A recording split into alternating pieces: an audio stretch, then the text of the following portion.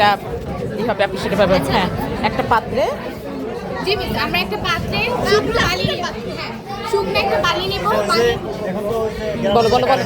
শুকনো বালি নেব। এরপর আমরা মাটির হাঁড়ি নেব, এরকম যে কোনো একটা মাটির হাঁড়ি নিয়ে এটার উপর বসাবো।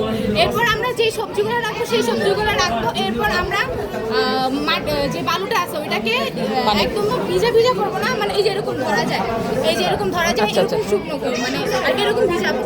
এরপরে মাটি একটা রুমাল বা কিছু একটা দিয়ে আমরা এটাকে ভিজিয়ে রাখবো, যাতে এটা থেকে পানি না পড়ে, ওরকম টেম্পারেচার রাখবো।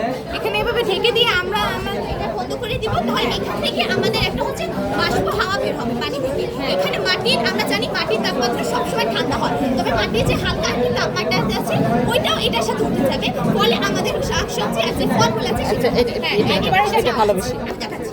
এই মাছটা হচ্ছে এরকম পদ্ধতি, এটাও সেম প্রসেস, বালি পানি, তারপর এরকম, তারপর এটা হচ্ছে মাছের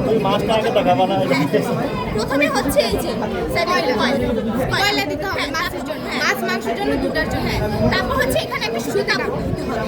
তারপর এখানে হচ্ছে আমাদের মাছের জন্য, মাছটা বা মাংসের জন্য হচ্ছে লবণ আর হলুদ ভালো করে মাখিয়ে 15 মিনিটের জন্য রেস্টে দিতে হবে। রেস্টে দেওয়ার পর আমরা যখন হচ্ছে মাছ বা মাংসটা রাখবো তখন অবশ্যই লেবু আর হচ্ছে মরিচ দিয়ে রাখবো, কারণ লেবু আর মরিচ মাছের একটা গন্ধ থাকে, সেটা শুষে নেয়, যেটার কারণে মাছটা কোনো সময় গন্ধ বা কিছু হয় না।